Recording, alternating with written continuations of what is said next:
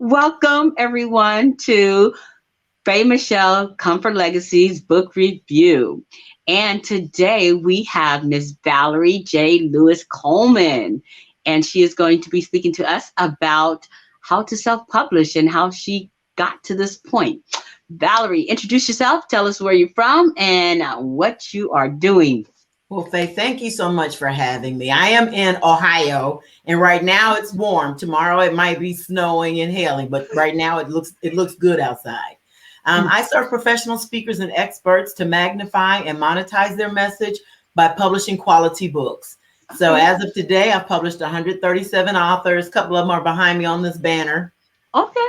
Yeah, 70% are bestsellers. And so that's really what I do is I really don't just self-publish books because, it's easy to self-publish. The challenge is publishing a book that has the appearance, the feel, the vibe, the energy, and the response of a traditionally published book. And so that's what I do with my clients and have them level up so they can get paid speaking engagements, land book deals, and get media attention.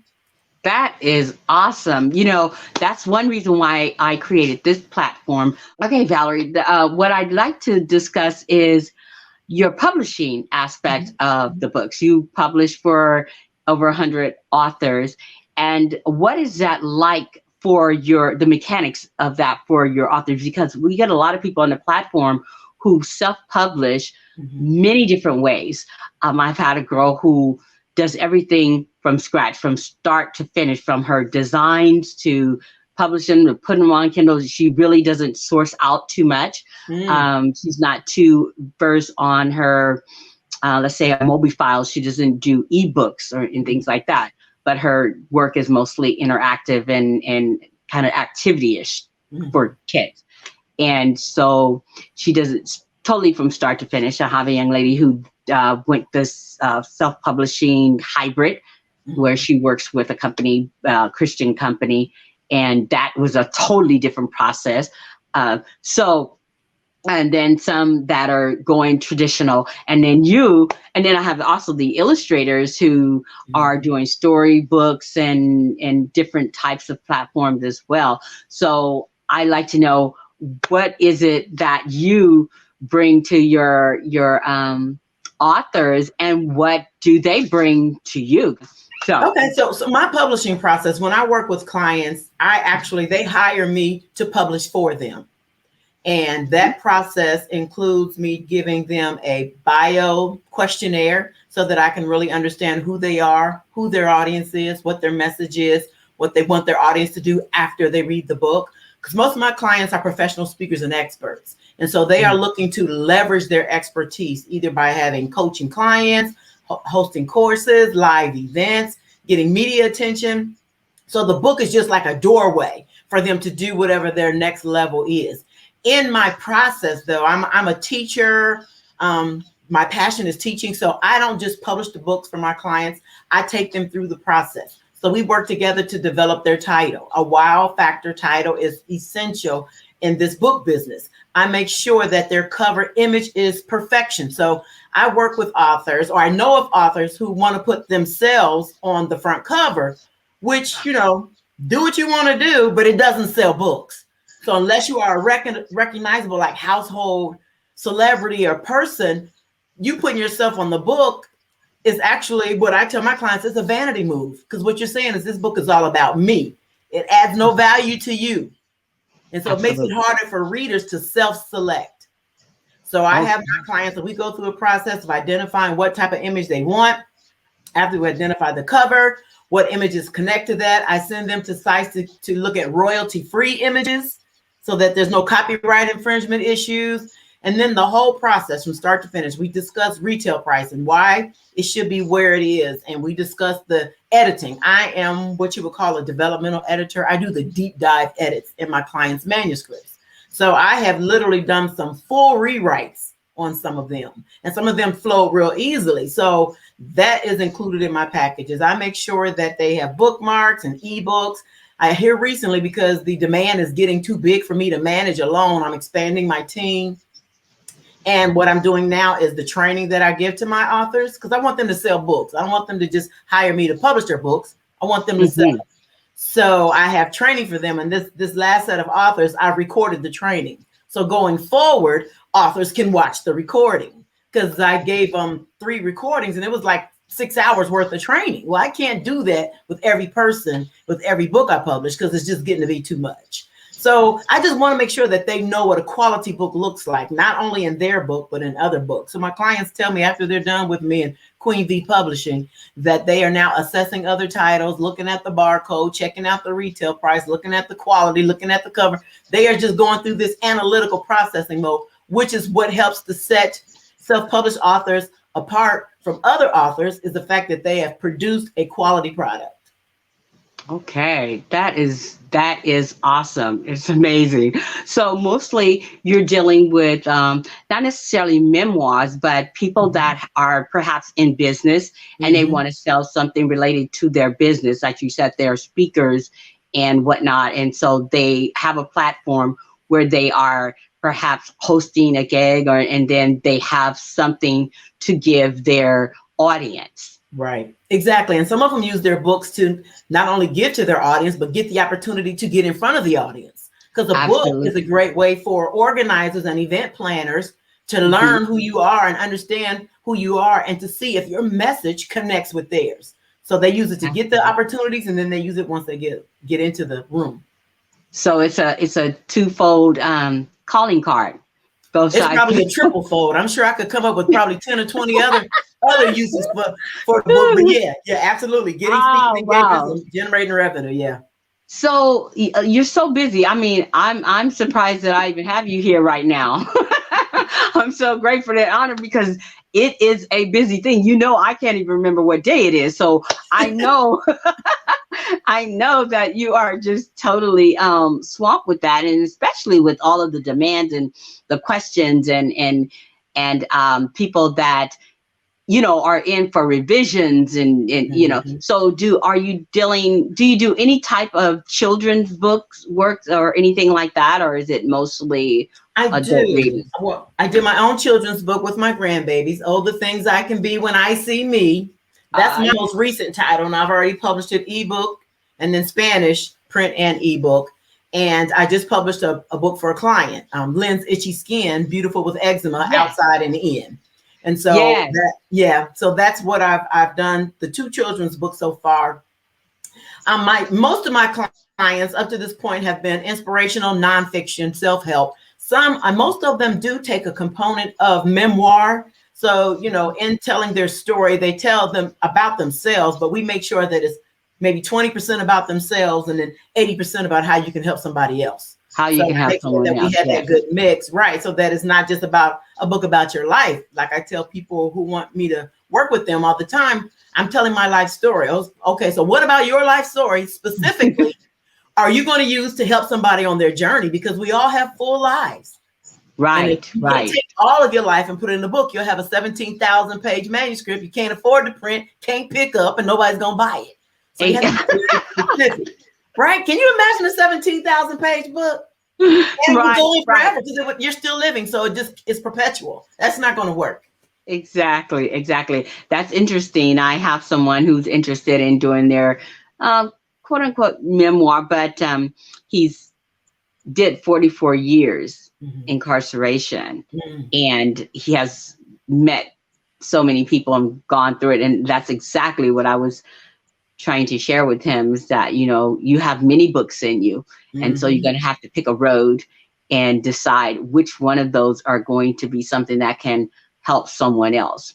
Right. Because our experiences shape who we are. And I know that, just like you said, everybody wants to get their life out. And I think that this is why this platform is so good, so that we can talk about that, because most people really believe that, and they've heard, write that book, you should write your book. Yep. And no one's saying, because they're coming from a layman's standpoint, and no one said that you should write a book that will help someone else because of your experience. So we do get caught in the write your book type of mentality, and have no clue as to whether or not that book is going to sit on your desk or give to the people that already know your story. Mom, sister, brother, and cousin, already. And they expect a book for free. My mom has all my books sitting on her coffee table. I didn't charge her for not nary a one. I wish I would. Well, mine bought mine, but she ain't like it. She bought it because it took her so long to get to it. So I guess there was a little guilt to it. Yeah. So that is just awesome, Valerie. I think that you have so much creativity and so much to give to prospective publishers and writers and authors. Also help them to promote their books and get their books out there in front. What is that business aspect like? You could write a book all day long, but it is the business aspect. And so you're taking your clients from that pen to paper to book to promoting their books. Could you go over that a little bit and say, like, what is a process if I were to come to you from start to finish? What am I looking at? So I have a couple things that I do. Like when it comes to helping people sell their books, I think the biggest thing, and for me, it didn't start out that way. I love publishing is what I love. Mm-hmm. And what started happening was I was helping people publish their books. And then people just started, hey, can you help me market? Can you help me promote? Can you help me? I'm like, I don't do that. I publish. And then people just kept asking. I was like, okay, wait a minute. Apparently I'm doing something that other people want. Let me reevaluate this. And what I didn't realize is because I am consistent, I am persistent, and I am resilient, I pop up everywhere in a lot of places. And so I showed my clients those type of strategies. One way that I'm doing that going forward is I'm about to publish an anthology. I'm co-compiling an anthology. Do it right the first time, how to write, publish, and market your bestseller. And what we are going to do is bring in some industry heavy hitters to provide their stories, but then we're also going to hit published authors who are having maybe some challenges leveraging their platform, getting the word out and selling books, and connect them with what we're doing, along with our heavy hitters who have tens of thousands of followers. And then that would help them by transference of credibility and their cross promotion, help leverage those authors to get more exposure and hopefully more book sales in the long run. So that's scheduled to launch in a couple of weeks. So that's awesome. Yeah, I'm excited about that because like you said, I can't keep redoing the same thing over and over again. So this is one way I can replicate and help those people who keep wanting to pick my brains for information. Mm-hmm. That's time consuming. And since none of us are zombies, that's not a good thing to do. I'm sure. And I tell my client, as soon as you become an author, people start asking you, well, how did you do this? How do you do this? How do I do that? Or they go into Facebook groups and they're asking questions and the answers they're getting are all the way wrong. And I just quiver in my seat wanting to say something. When I was like, I can't answer all these posts. It's not my job for one. And I've got paid clients. I have to focus on their products. But to hear some of the responses that people tell people what to do this. Someone asked the question, do I need to embed my retail price in the barcode?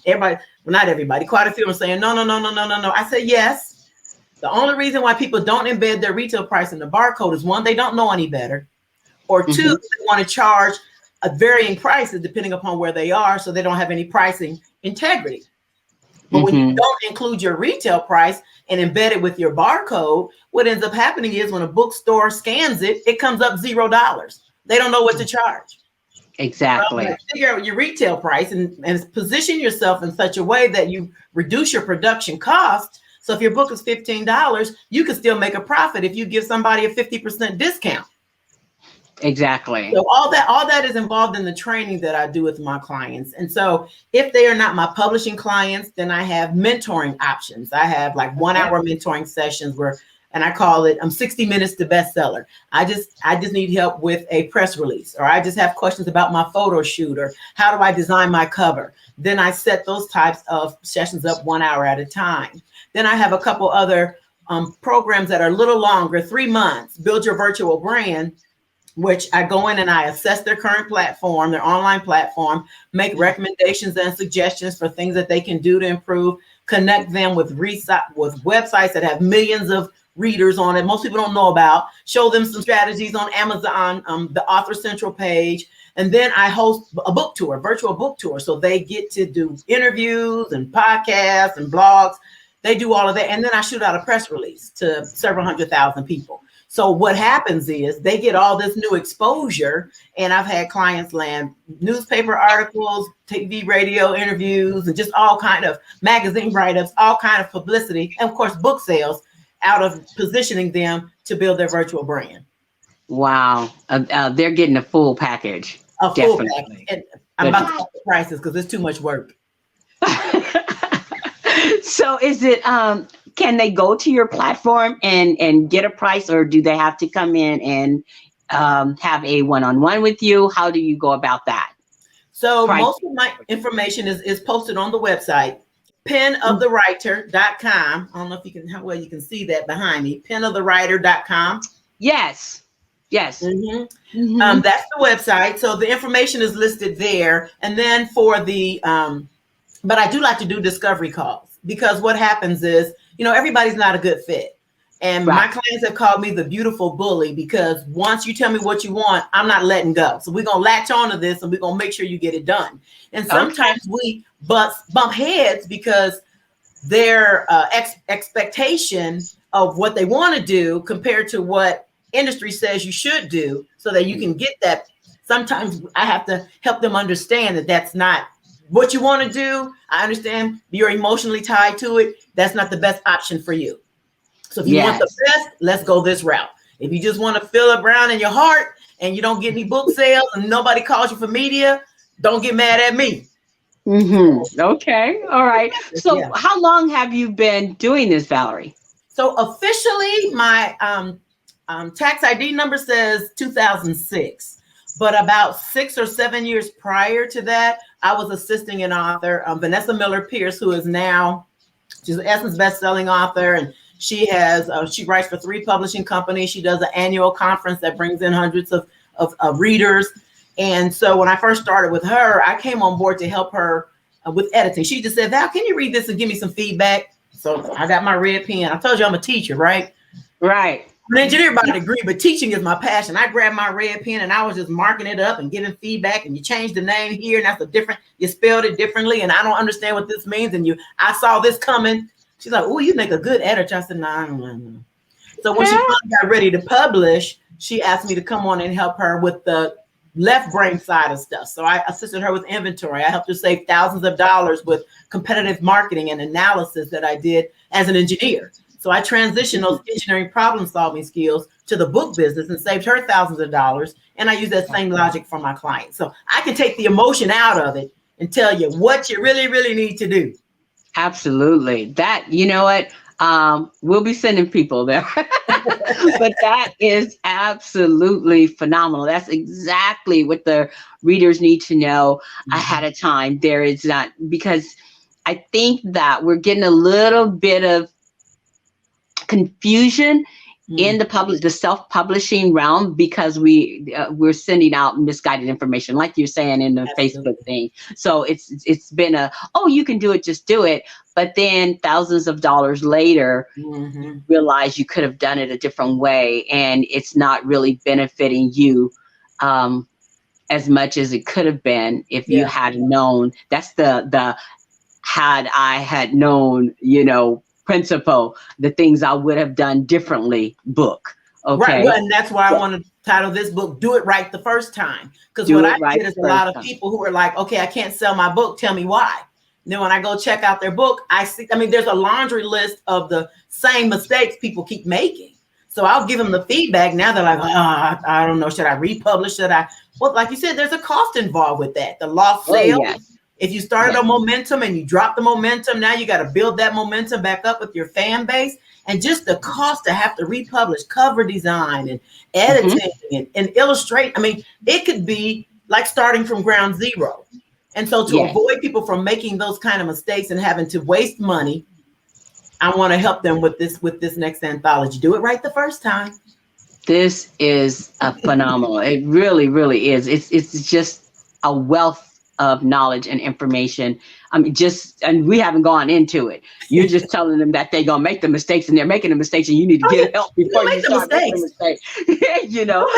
Before you start doing it, because I think for me personally, when I got started, it was I ran into someone who had done a book, and I told my grandson a story. He fell in love with it. He kept asking me to say it over and over again. So I decided to write it down. And then the next thing you know, somebody was calling about a book. And I was like, hey, I already have a book, But in my haste, I am guilty of some of the same flaws that you are mentioning about people that get involved in self-publishing. However, I'm such an entrepreneur or go-getter, and then kind of have that A personality going on, and I don't like to wait. That's my big thing. There is that, or you can call it a flaw or an asset, but however, it is true, and I know myself. And I'm like, today is a good day for me. Let's get it done. I'm gonna get it done right now, sort of speak. Right. And so when I have to hear, well, this could take 6 months, well, I'm gone. I am not that person. Like you said, it has to be a good fit. Yeah. And by the time you figure out that 6 months later, I've already did 10 or so things, in that process. So I am a multitasker crazy. I'm not the best at it, but I'm definitely one.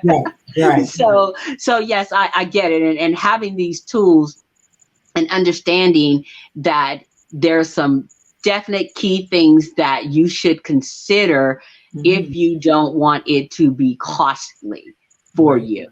And if you don't want to, and I'm glad you mentioned that point about losing your momentum, because you can start some things and it can just be phenomenal, but then you end up losing that drive because of the mistakes that you've made, and you have to start all over, and then you have to come from a totally new place within because you have to start all over. And that takes it's a bit of a challenge for some people. Well, and it's disheartening. It's disheartening. It's frustrating, and it can be overwhelming. I mean, and that's why I want to get them at the root before they get too far off base. I want to help as many authors as I can to avoid that. So the other thing I'm doing is developing an online membership course.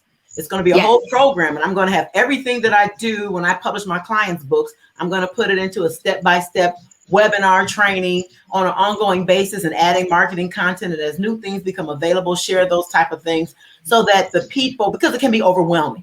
It's like when you think about, if I were to think about all the minute steps I put into publishing, I would probably look, because I'm very logistic oriented. So I have it all written down and very clear plan. And that way I can help other authors do that as well. Because some of the same questions come up all the time.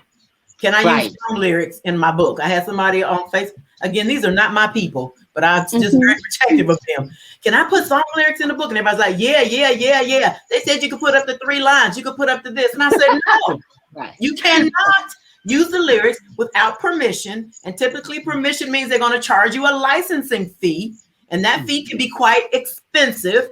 So what you can do is you can state the artist, the title of the song, the title of the album, and the year it released. You're allowed to do that. Like Dolly Parton and Whitney Houston both did. Yes. They both did that one. So that way you can identify which version you want, so your reader understands what you're talking about. You better not put lyrics in there. Intellectual properties.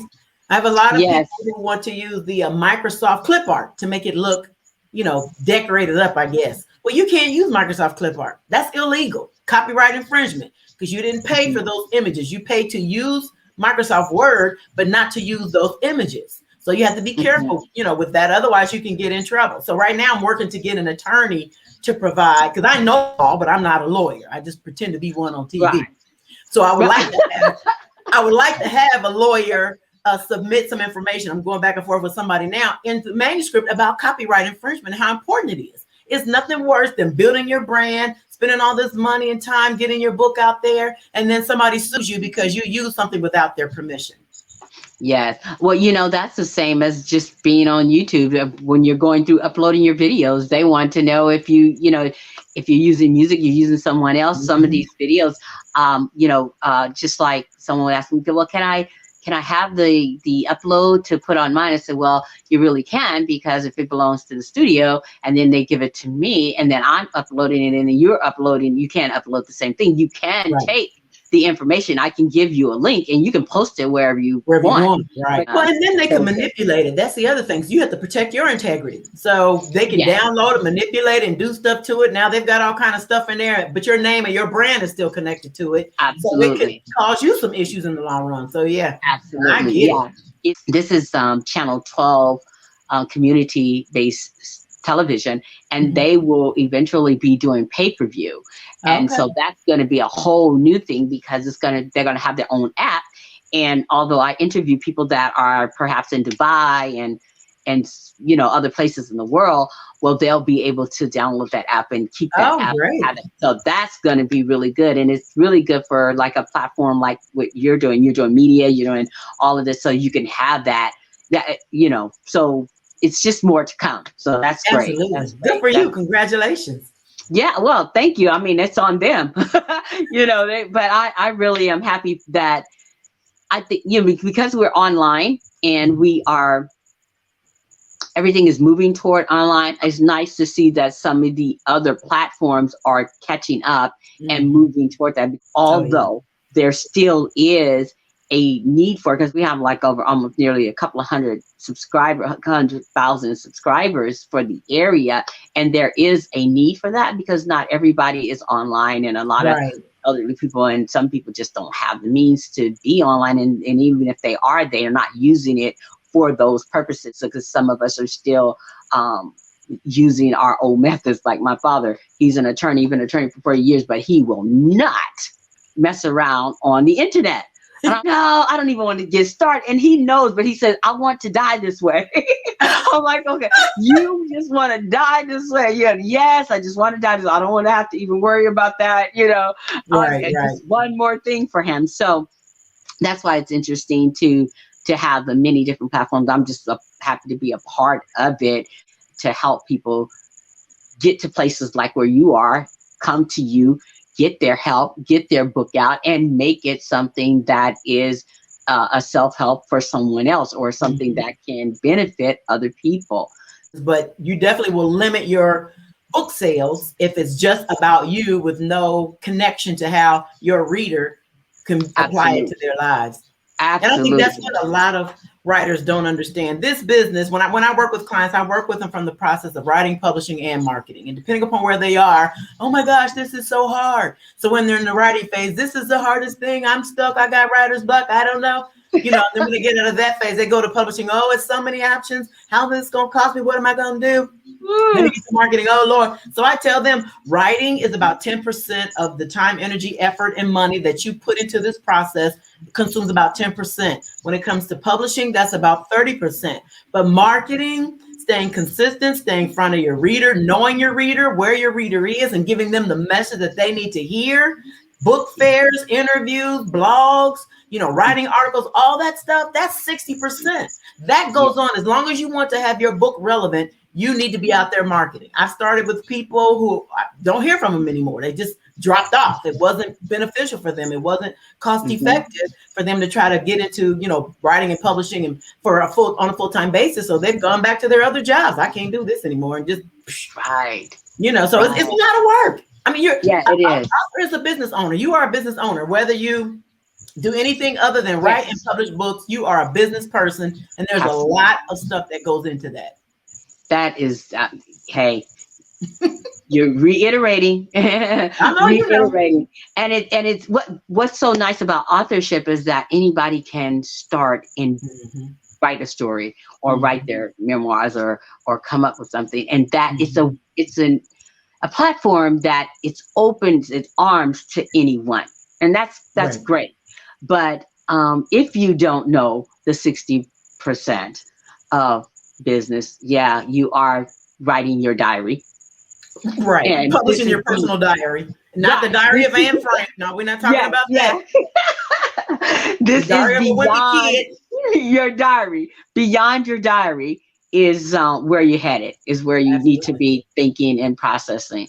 Can you flip through your book and show some of the pages in your book about the kids and just discuss what you for my grandbabies? Yes. Yes. So I don't know if it's got good lighting or not. I can't tell. You see that? Okay. So this is all the things I can be when I see me. These are my grandbabies, Lyric and Samara. Oh.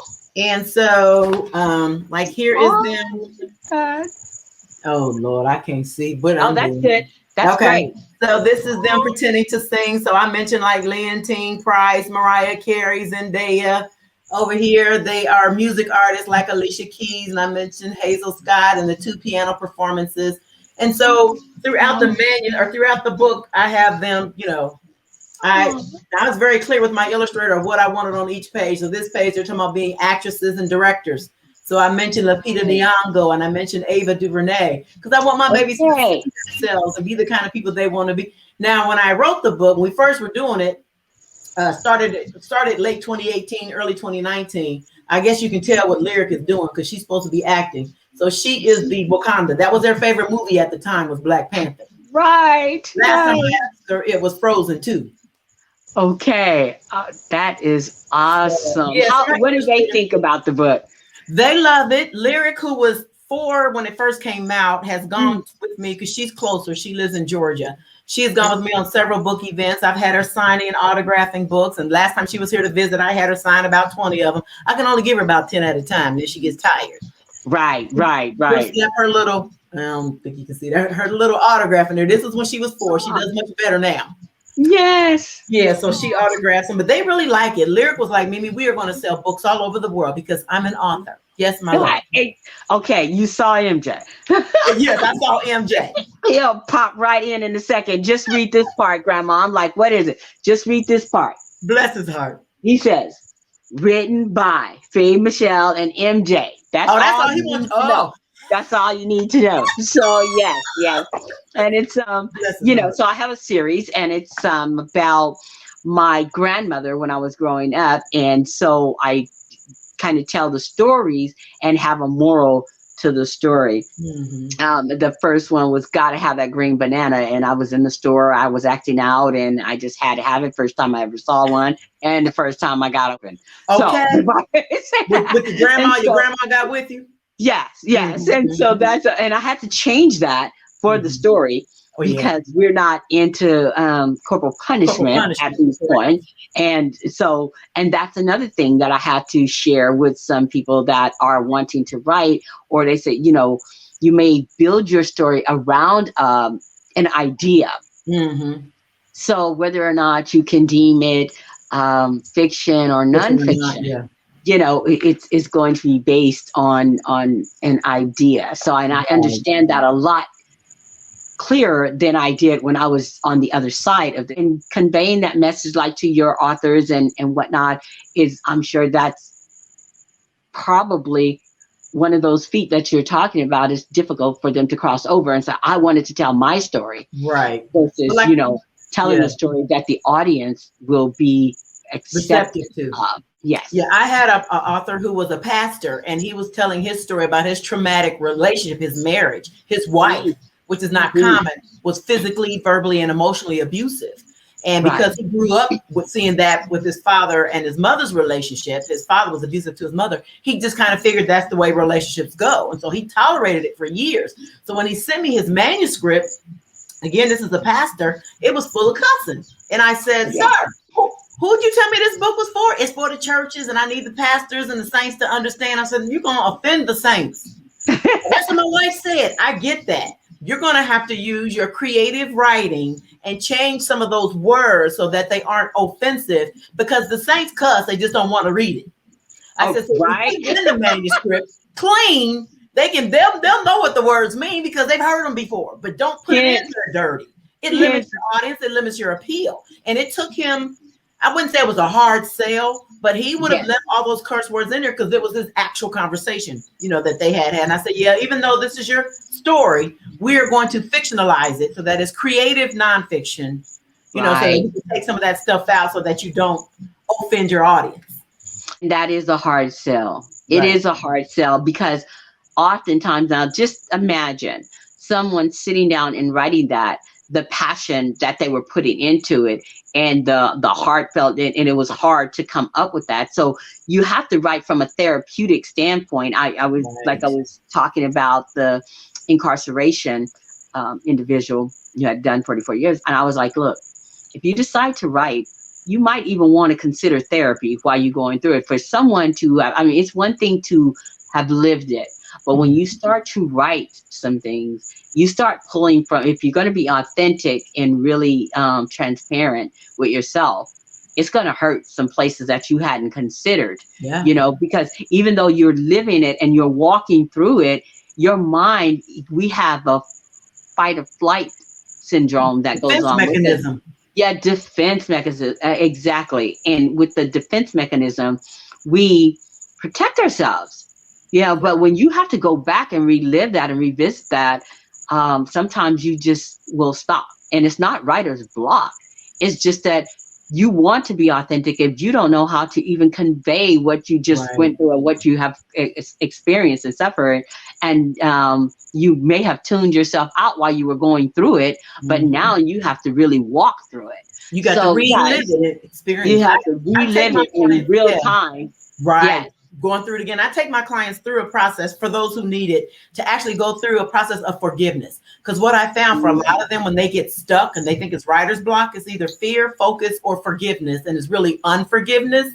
But for that alliteration, I say fear, focus, and forgiveness. And the fear could be, it's not good enough. I don't have the money. You know, are they going to buy it? Focus. I'm trying to do a little bit of everything, tell my whole life story, and I can't. But the forgiveness part, which is where a lot of people fall short, is they don't realize that when they're telling their story, if they haven't released the hurt that's connected to that, like you said, they won't want to pour out completely. It's painful to pour out completely. But what happens is, because you haven't released it totally, you can't really give that breakthrough to your readers, because you're dealing with it. So they won't have the transformation that they could experience if you go through this process. So I take them through this. I have clients on the phone crying. Now, look, I am not a therapist, just like an attorney. I play one on TV. But I've been through this enough to know, you know, what the shortfalls and what the shortcomings can be. And like you said, that first draft sometimes is therapeutic. Get it all out. And some of it will be used and some of it won't. Don't worry about that. Just purge, just like a purging. Yes. Get it out of the system, and then we'll go from there. Yes, absolutely. Absolutely. I remember when I was writing, I just stopped. And it hit right on those little points where you were saying it's either the fear or, you know, the confusion and whatnot. But is it good enough? So what you feel that was tugging or pulling on you after you put it out there, then you say, oh, that was nothing. It could be that, you know, I thought it was more than what it was. And then you can have the total opposite end where you feel like, oh my gosh, this is too hard to put out. It's too hard for me to get the words out. I can't even find the right words, you know? And so, and when you're putting words and you're putting those words down, this just isn't good enough. And I think that that's the point. You know, like sometimes you can say the expression, the pain, the whatever is not coming across because I'm not either articulating it right. I don't have the right words to, and that's when, you know, you need to maybe reach to Valerie, help me here. You know, help me here, Valerie, and help me get this out. It's a real journey. It is. It's definitely that. It's a real thing.